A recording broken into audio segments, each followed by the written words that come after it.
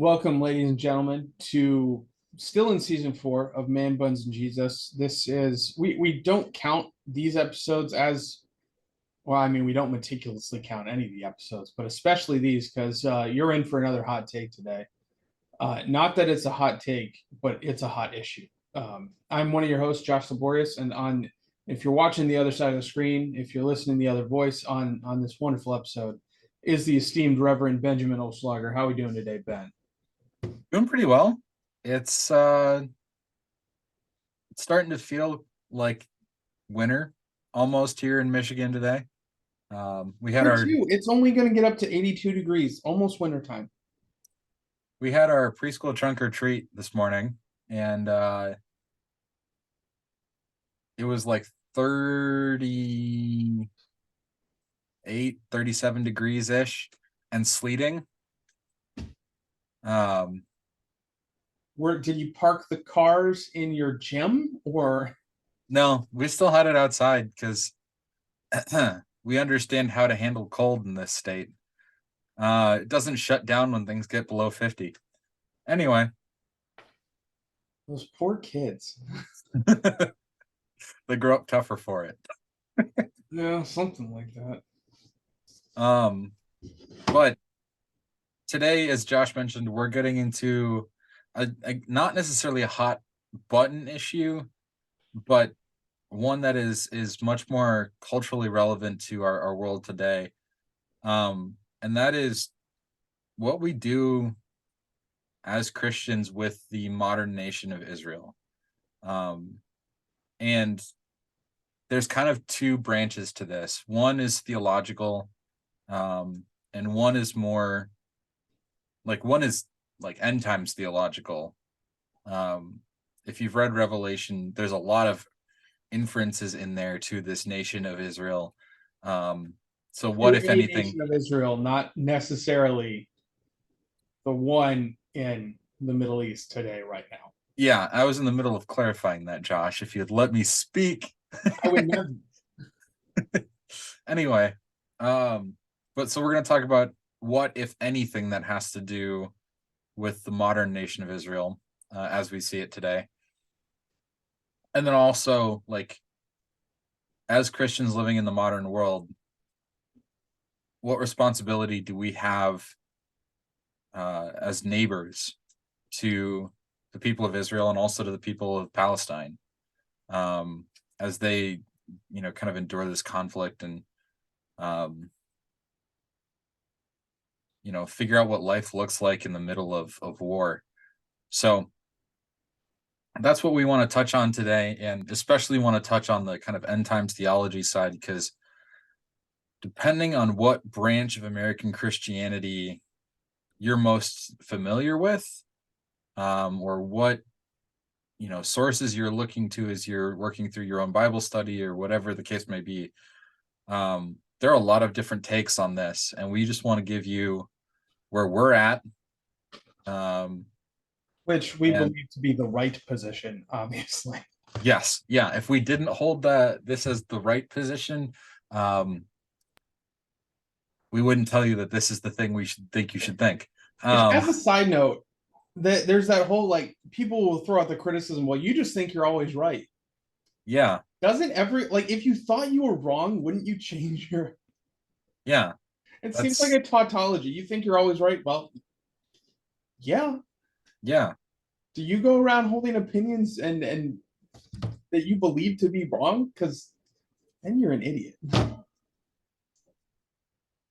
I mean, I think the one exception to that is being a pastor here in the Detroit metro area.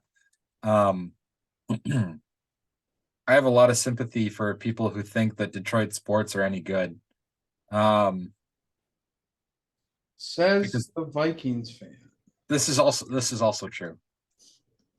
Yeah. But there are objective truths in this world, like the Lions are okay. I mean, this year they're actually doing okay. Let's say they're going to win. This is way beside the point. Although, end times, if the Lions win the division, we might be there. Yeah. Yeah, if the Lions win the division, look out for Jesus before the Super Bowl. That's not allowed to happen. It's in like Revelation 23 or something. Yeah.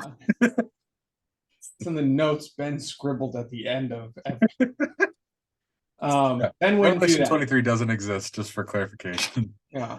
So Um, speaking of Revelation, yeah, um, I had actually believed I had never heard this until I went to a circuit meeting about 2 weeks ago, and because of everything going on between Israel and Gaza and in the Middle East in general, the circuit visitor thought it would be appropriate to bring out an article from the Lutheran Witness from like way back, I think from the 1980s, maybe this article was okay. published. There was a lot of violence in Israel and the Middle East. Um, I mean, basically for most of I was the about to middle of say, the more often than not, there is violence been going on. yeah, In but the like most of the middle of the 20th century, from like around the founding of Israel, within like a couple of years, they were already fighting with their neighbors up through like the 90s was probably when it was up the when it was like that 40-year span yeah. was all pretty rough. And I remember from my world history class that I think it was Turkey, either Turkey or Egypt was the first Palestinian nation to like officially have a peace treaty with Israel. First Arab nation. Palestinians a different thing. We'll get into that in a little bit. Okay. And I Do believe you want me to define some terms here? mate, hold on. Let me finish Okay. my train of thought. And the leader of that push was a woman, I believe. Either the diplomat or the head of state, which was I just remember in the history book there was a picture of this lady walking down a hallway, like where holding an important document or something. Um, I want to say that was Egypt, but I'm not 100% sure but on that. in Yeah. this circuit meeting, what I discovered is that there are and Ben obviously knew this when he brought up this topic. There are large swaths of American Christianity who have intimately tied Christ's return to the nation state of Israel. Um, Spoiler alert, we do not do that. Lutheran theology does not do that. In fact, we would point to um, if you look at a lot of the Jews during Jesus' time, they were looking for a military leader. And that's what they were expecting from the Messiah to usher in a new golden age for Israel, to put Israel back on top. And Jesus pretty consistently says, nope, that's not what the Messiah is going to look like. And we would say, well, if you're waiting for like a military victory, a military reign, or a political reign in Israel, like you're on this camp that Jesus is consistently criticizing. Um, Also, in this article, apparently there were those, and I had to ask the older gentleman in the room because I've never met someone who holds this opinion that the creation of Israel was a divine mandate. Mm. And I was like, wait, hold up. I thought everyone was kind of the opinion it was we collectively as the rest of the world felt really bad about the Holocaust. So we made room for the nation of Israel. And I thought that's where we were all at. And then this article was like, there are those who believe this is a divine mandate. And I was like, wait, hold up. Who thinks that? Apparently people did back in the day. I don't know too many people who still think that, but these are some revelations I had recently because I didn't know people had all these things caught up in the political situation in the Middle East. But yes, Ben, I do think it is good to define some terms. I just didn't want to lose my train of thought in its entirety. Sure.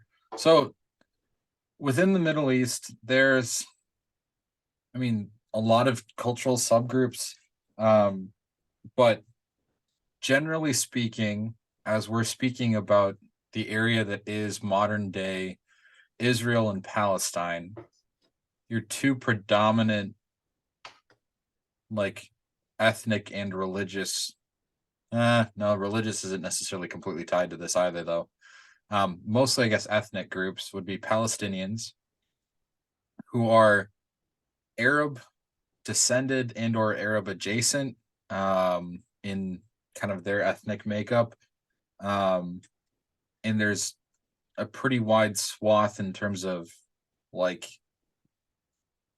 some of them are Christian, some of them are Muslim, some of them are, I think there's like a little bit of Baha'i there, which is interesting. I don't know how much Jewish crossover there is there. I don't think much, if any. But then aside from that, at least religiously, you also have people of Jewish descent that also live in that region. Many of them also have some level of mixed European heritage to them based on the centuries of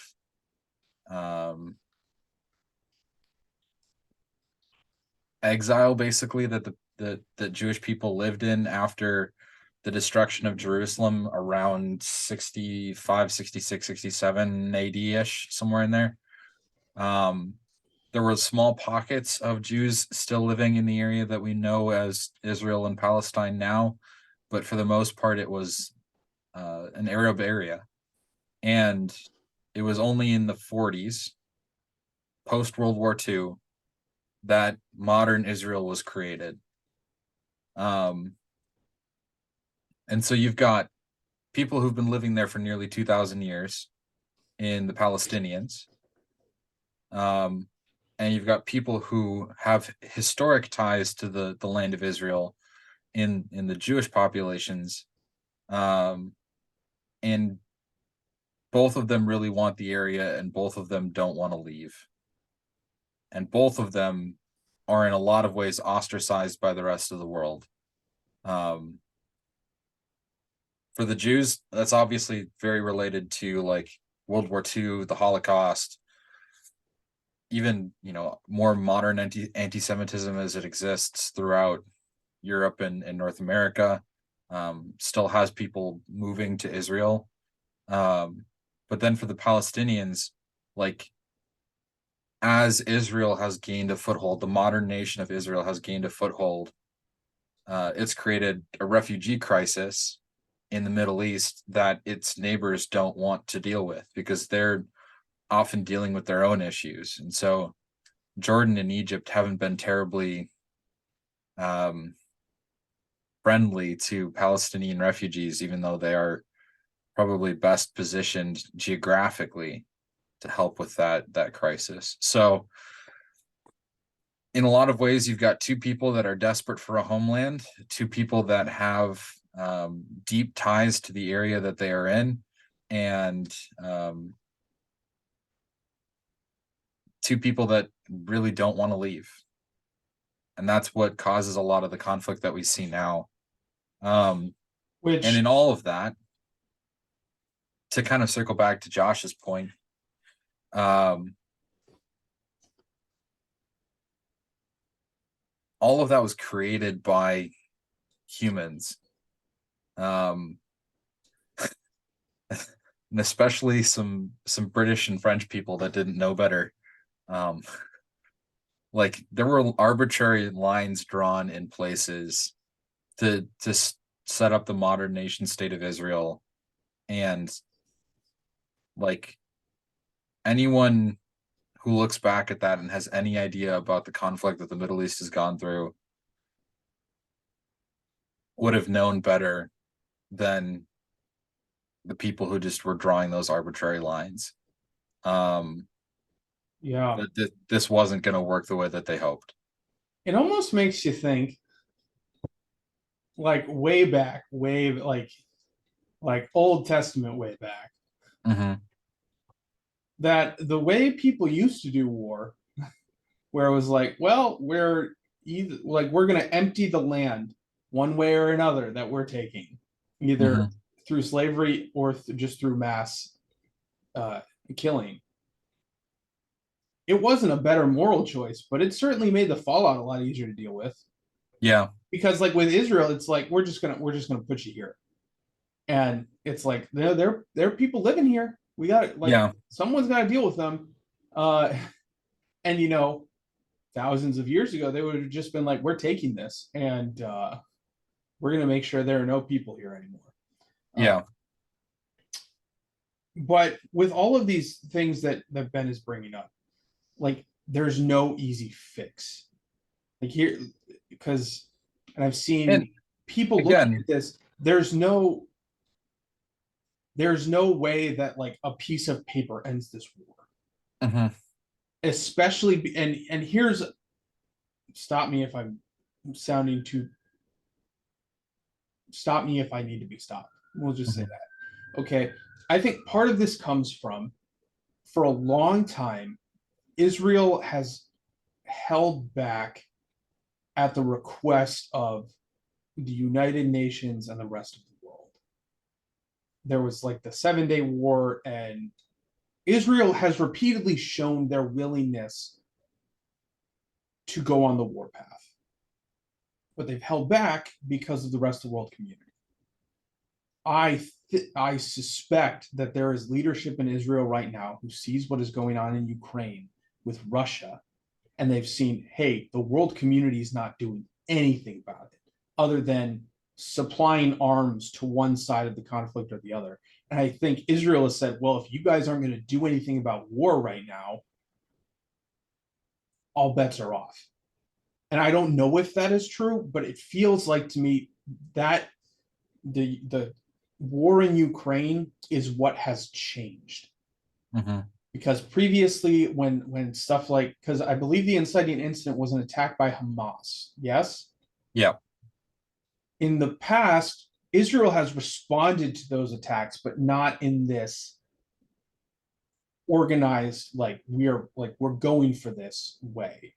um yeah. I mean, and there's I a wonder if that has scale. something to do with it. They're like, well, if you guys are okay with war now, we're gonna go for it. There's also a scale response to this too, because the majority of, and I'm fuzzy on some of the history here. I'm not going to claim to be a perfect expert on this, but like the scale of the attack that Hamas perpetrated on Israeli citizens along the Gaza border 2 weeks ago, as we're recording this ish, um, was far larger than anything that had really been seen outside of something that was a, like you could more realistically call a military action by what was a slightly more established Palestinian region of that area of the world. And so like the fact that Israel is responding as aggressively as they are, I think is more just a, like they feel this is appropriate given the scale of the events that led to it. Um, but yeah, I mean, this has never been a clean issue. And my whole point in bringing all of this up was circling back to that article you read. The modern nation state of Israel was created by humans, and they didn't do a good job. Um, And something it's else that not. that article brought up related to that is there's some question of, is it still Israel's promised land? Because if you look at the Old Testament, God says to Abraham, I'm going to give this land to you and your Mhm. descendants, and he makes that.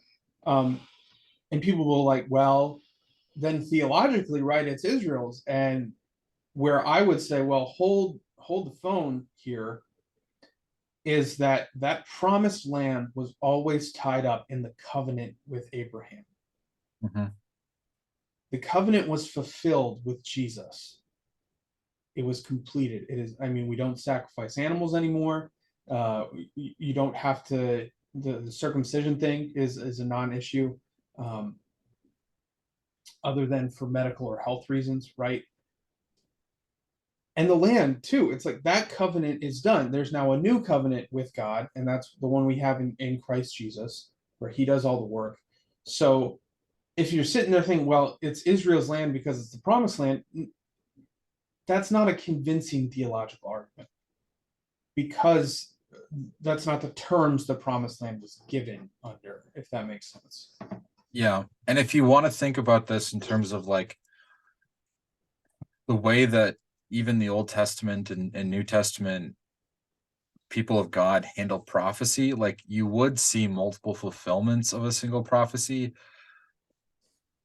but they changed. Like the way that they were interpreted would change. So, like John, writer of the Gospel of John, writer of the book of Revelation, refers twice to a prophecy from Zechariah, and they will look on him who they pierced. One time he refers to the Roman soldiers staring up at the crucified Jesus, literally looking on the man that they pierced. And then he refers to him again in the book of Revelation, descending from the heavens, and the whole world is looking on the one who their sin has pierced. So like there is a difference in scale, there's a difference in the way that it is coming to be. And so if we're thinking about like, which to Ben's point is a very consistent use of prophecy. yeah, Very often there's like a temporal fulfillment, but it also points to eschatology. yeah, more eternal or end days kind of fulfillment. And so if we're thinking about this idea of, you know, God's covenant being an everlasting covenant, which he claims it to be, then the way that we view the nation of Israel, the way that we view the nation of Israel within the covenant, not within modern terms, and the way that we view the promised land are probably not the same. Right? We're changing, like, the terms of the covenant are in some ways fulfilled and now changed. Where when Christ came, He changed the game, son. as God, gave his disciples the task of go make disciples of all nations, starting here in Judea, and then starting in Jerusalem, then Judea and Samaria, and then to the ends of the earth, right? And so this is no longer it's no longer bound to a specific place. Yes, exactly. God's presence is not bound to a specific place. When God's presence was resting in the temple, and like that was where he promised his people he would be, then yeah, you can bind a promise to a specific geographic location. But I think the way that the church has historically interpreted this idea of there being a promised land is God's people, Old Testament nation of Israel, New Testament church, whoever is bearing his promise at the moment, they will receive a promised land in the end of the time, or in the end of time, but it is going to be a new heaven and a new earth, and there will be a new Jerusalem, not the city in modern day Israel that people have been fighting over for a couple thousand years.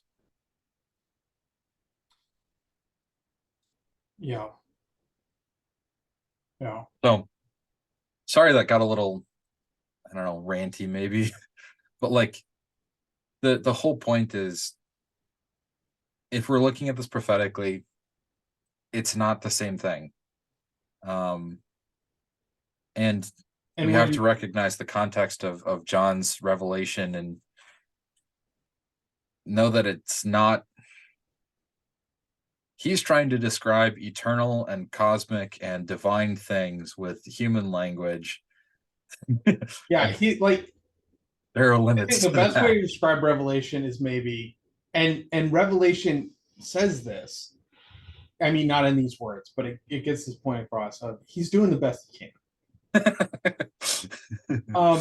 Well, and because Revelation does talk about this new Jerusalem, but it's always like, if you look at how it's described, it's not described as an earthly city.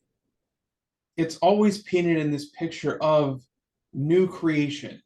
So it's not like there's some secret pedestal that the people of Israel have to put their hands on, and then suddenly, boom, there's the new Jerusalem. We're talking about the end of all things as we know them. So to conclude, if you're looking to the nation state of Israel today as a signal for the end times, you are incorrect. Yeah, they're That's not an appropriate way or a right way or a truthful way to interpret Revelation and the prophecy found there. Uh, it just isn't. yeah, And there are a lot of people who would disagree with us on that, right? If you go on the yeah, internet, you'll find a lot of people who are like, it's a sign that 1,000-year reign or something is going to start, or it's going to. I'm always kind of fuzzy on how they're dealing with the numbers on that one. Um, it's like you're. It's fascinating to me because a lot of those interpretations they take they take parts that are pretty clearly figurative about Revelation very literally, and then parts that are more literal they take figuratively. I'm like, you lost the plot. Um, but I think more maybe if you're listening to this and you're of a similar theological bent as Ben and myself are, where you're not looking at this eschatologically, you're not looking at this kind of as some sort of symbol of prophecy. There is still a question of, well, how do we deal with it? Like, mhm, and I'm not like most of us are not hands-on dealing with it in any way. We're not policymakers, we're not soldiers, we're not politicians, we're not diplomats. We're seeing it on the news. So I think maybe the most appropriate way to phrase it is, how do we pray about this? And in if you many want ways, if you want me to jump in on this, we've been praying for the people of Palestine and Israel for the last few weeks as this conflict has kind of started to unfold. And my prayer throughout this has always been, and I think this is a faithful way to approach this. So Josh, you can tell me if I'm wrong on this, but pray for the civilians. Like um the the culpability for the majority of the people of Palestine for the actions of Hamas is next to nothing, especially Palestinian Christians, of which there are a good number. They want nothing to do with Hamas. for so Uh, many obvious reasons. yeah, for so many obvious reasons. And yet they are facing like The same violence and dangers death as and anyone living in that region. yeah, all sorts of things because of Hamas's presence in the region. Um, and on the flip side of things, there are some kind of war hockey people in the Israeli government at the moment. Um, and they would love nothing more than to just wipe the Palestinian state off the face of the earth, um, and let that be more Jewish land. And that comes with the consequences of more death, more anti-Jewish sentiment in the region, probably more violence against Israelis and Israeli citizens and Jews across the world. So in all of this, there's like 0.01% of people making decisions that impact the lives of the other 99.9%, or yeah, 99%. So pray for the civilians because they are not involved in this. Well, And they then are, but I mean they should are. be, They're don't not. want to be. Those are, I think, those are both accurate ways to describe it. Yeah, I would Um, agree with that. so And like it's leading to humanitarian issues across Palestine right now. Um, there's all sorts of like violence breaking out in Israel against Palestinians that live within Israel's borders and that live within the West Bank, where there are also other Jewish settlements. So like the the tone that the leaders of Hamas and some of the leaders of Israel are setting isn't helping things. So on that level, pray for peace. Like, yeah, and as far as that goes, I almost think it's fair to treat it almost as the same way we're treating the war in Eastern Europe, where we're praying for both Russian and Ukrainian civilians. We're praying for an end to the violence, to the loss of life that's going on, and praying that cooler heads prevail in the leadership, which are all prayers that apply to the war in the Middle East. Pray for the civilians on both sides. Pray for the leaders on both sides. That's where I think you start to lose a little bit of the comparison, because Hamas, their their stated goals are like, one of their core tenets, I think, is this kind of violence. Mhm. So I guess you're praying for a complete change in that organization. Yeah, I or do within think, the people in that organization too. yeah, and then I think another important prayer that it feels like it applies more here. I don't know that it does, but maybe it feels more that it doesn't go further. And by that I mean, I think there's a risk, and I hope this is just kind of, I hope this isn't realistic, but I think there's a risk where, allies of the Palestinians get pulled in. And then because of that, allies of Israel start to get pulled in. And this conflict becomes much, which is, I mean, that's how World War One started, right?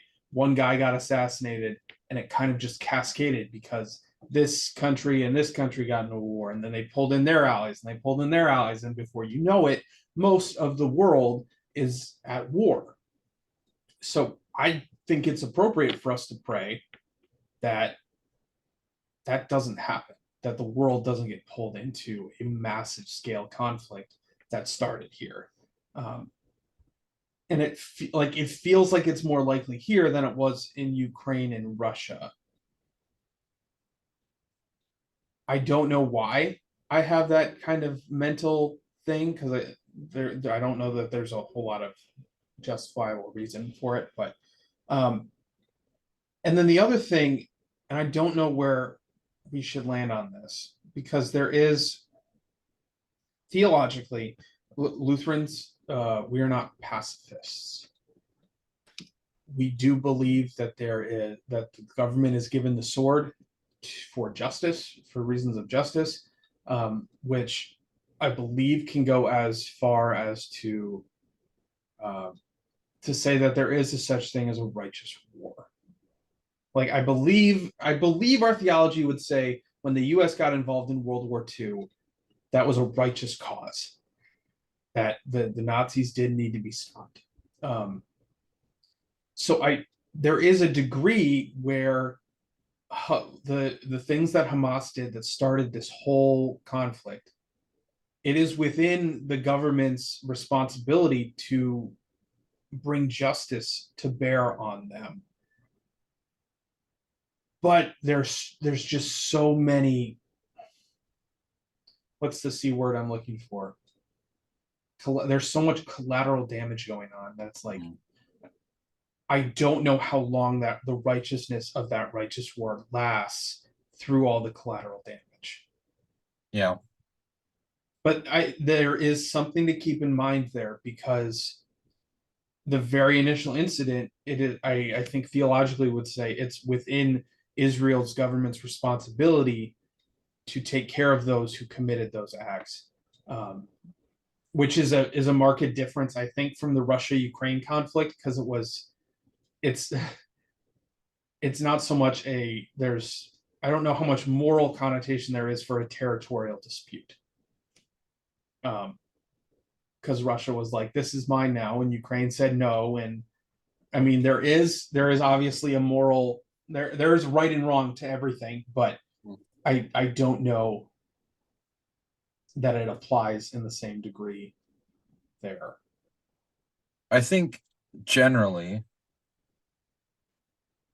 the kind of most black and white way to view this on a 10,000 foot view, because that's the only place this is ever going to be black and white, is when we think about conflict and we think about armed conflict or war, the only way we really see it justified in scripture is when you're coming to the defense of a neighbor. That's fair enough.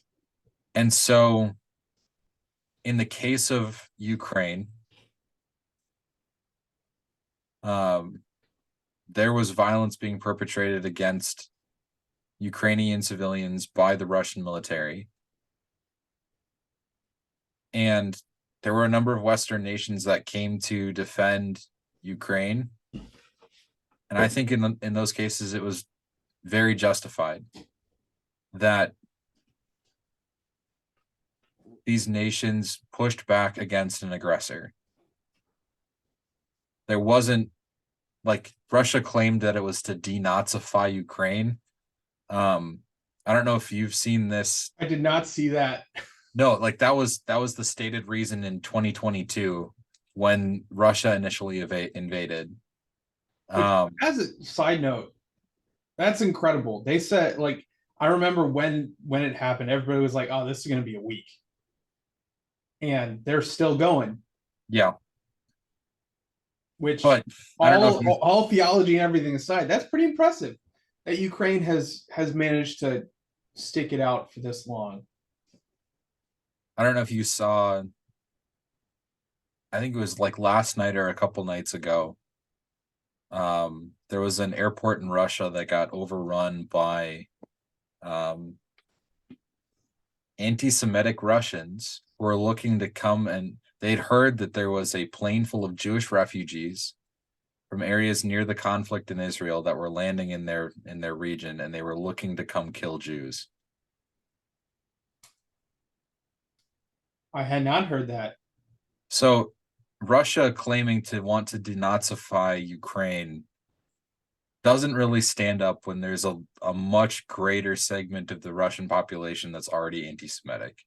Well, and I'm confused at the people who took the air. Like, Russia has never struck me as the kind of country that takes in refugees.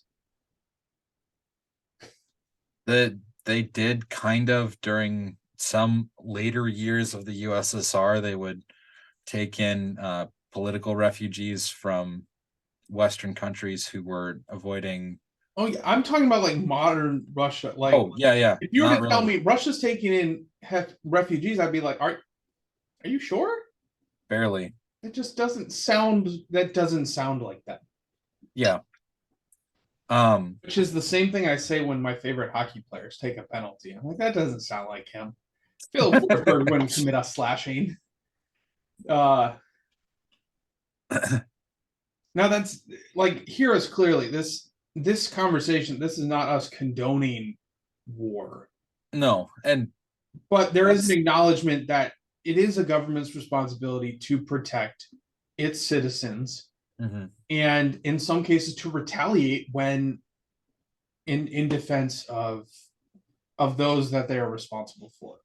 Yeah, and I think we can apply a similar understanding to the way that Israel is responding to Hamas, for the most part so far. I will add those clarifiers because, again, I don't know everything, but it also seems as though Israel hasn't done the world's best job of trying to avoid civilian casualties. Hamas is kind of inviting it by using civilian infrastructure to, like, be a military support. And so as a result, civilian places are being attacked because they're also military, basically. I'm not gonna completely say that Israel's hands are clean in some of those situations, but it's not like it's entirely their fault either. Yeah. And so in order to kind of bring justice for an incredibly deadly and unnecessary attack by Hamas on Israeli civilians a couple weeks ago, I think a lot of this is in many ways justified.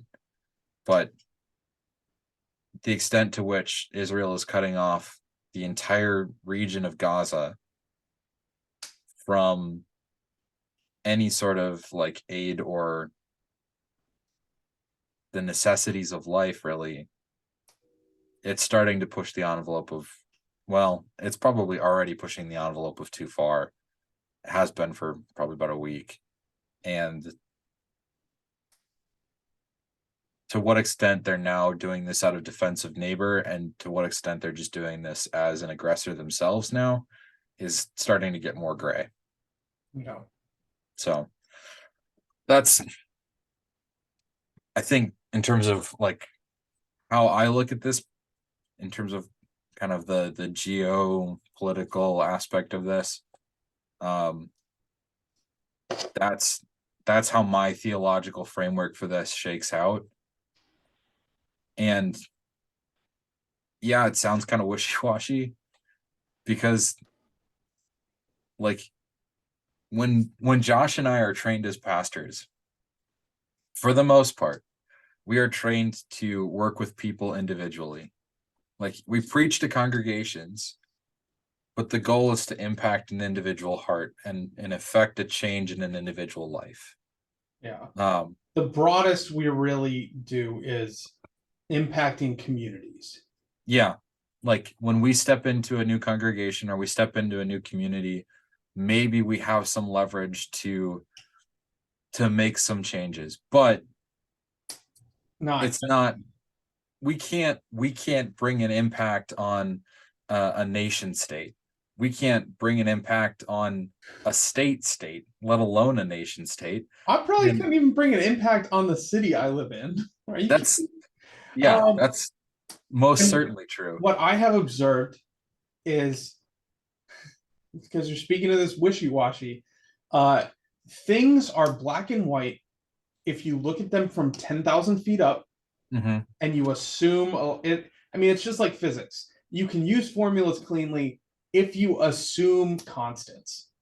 If you say, I'm going to assume this value for air resistance, I'm going to assume this value for gravity. Like, if you make a lot of assumptions, yeah, things are black and white. And where I will also say is, I think things can be black, or things tend to be black and white. So up here, and then also way down at a granular level. If we are having a conversation as individuals, there are a lot of black and whites I can give you, because I Mhm. know your context, I know where you're at, and I can tell you this is right, this is wrong. Way at the top, you got black and white. Way at the bottom, you can get black and white. Anything in between, it gets really hard, because you, on the one side, you know too much to be able to say things black and white, because you're not at that 10,000 feet anymore. But at the same time, you don't know enough to be able to make those calls like you would on an individual level. So with that being said, yes, a lot of this is very gray, which is Mhm. why I think it's appropriate for us to, and Ben, you can say we're going to keep going. I think it's appropriate for us to start to maybe call it here before we overreach. No, I was starting to kind of get to a conclusion here too, and maybe this kind of gives us an opportunity to move into takeaways. And I'll give you one of each, one for each, both on the theological side and on the human side of things, like the humanitarian side of things. Um, in On the human side of things, again, from that 10,000 foot perspective, Israel is justified in defending its neighbors, its civilians, the people within its borders who were attacked. Can we condone the action of every Israeli soldier because of that fact? No, because they still have to uphold the same like justice that God wants in the land, um, that any of the others of us are called to do. So if we hear stories coming from the people we think to be in the right that say, hey, maybe they weren't always in the right, we have to reckon with that. And we have to understand that as part of the situation. Um, and then on the theological side, just recognizing that modern day Israel is a human creation that causes human problems and requires a divine intervention of Jesus scale. Because It's a hot mess. it's a hot mess. And like, it has nothing to do with the promised Israel. I'm making air quotes for those who can't see me. The promised Israel that we're looking for, that place that God eventually has for us to rest in eternity. And so let's pray for those people, because the civilians are hurting. But this is no divinely mandated state. This is just another group of sinners like the rest of us in need of the grace of God. And kind of rolling from that, the takeaway I want to put before you guys, before our audience, is your action step. Because like we started this episode, if you're listening to this, you're probably not a diplomat. You're probably not involved directly or really even indirectly with the conflict, with making decisions about it. So the action step that you have is to pray for it. Pray for peace, pray for the civilians involved, pray for the leaders involved, that cooler heads would prevail. And pray for this situation that it would de-escalate rather than escalating. So there's your homework assignment. Pray about it. Mm-hmm. With that, please subscribe, follow whatever platform you're on, whatever lingo they use. We do appreciate the subs, as it were. If they have a rating system and you could rate us 5 stars, that would be awesome. We have 2 5-star ratings on Spotify, and it makes us look so much better than we actually are. Don't take that as an invitation for low ratings. Don't do it. I mean, if you genuinely think that this podcast sucks, then I guess we'll take the feedback. And if you do have feedback, if you have any ideas for us, whether that's topics or guests, or you want to come on the show, go ahead and reach out to us. Most of you who listen know us personally on some level, so you feel free to reach out, phone, text, whatever. If you don't, if you're a listener who has never interacted with either of us, first of all, welcome. Pretty cool that you're here. We do have a Facebook page that you can message.